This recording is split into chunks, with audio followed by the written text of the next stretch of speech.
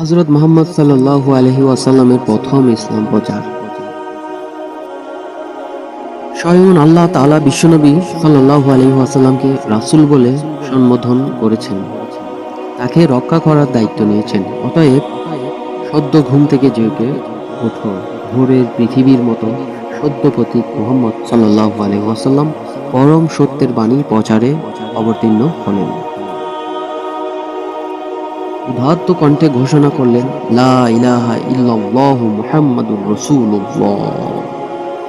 আল্লাহ এক এবং অদ্বিতীয়, আর মুহাম্মদ সাল্লাল্লাহু আলাইহি ওয়াসাল্লাম তার রাসূল এবং তার দূত।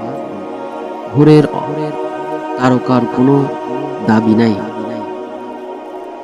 চন্দ্র সূর্যের কোনো দেবতা নাই, কাবা শরীফের ভেতরের ৩৬০টি দেব মূর্তির কারো মধ্যে কোনো শক্তি বা ঈশ্বরত্ব নেই। সর্বশক্তির অধীশ্বর একমাত্র সর্বস্রষ্টা আল্লাহ। তিনি সুখ দুঃখ জন্ম মৃত্যু বেহেশত দোজখ সবকিছুর মালিক। আর মুহাম্মদ আল্লাহর পুত্র নন, একজন মানুষ, আল্লাহর গোলাম এবং বাণীবাহক পয়গম্বর মাত্র।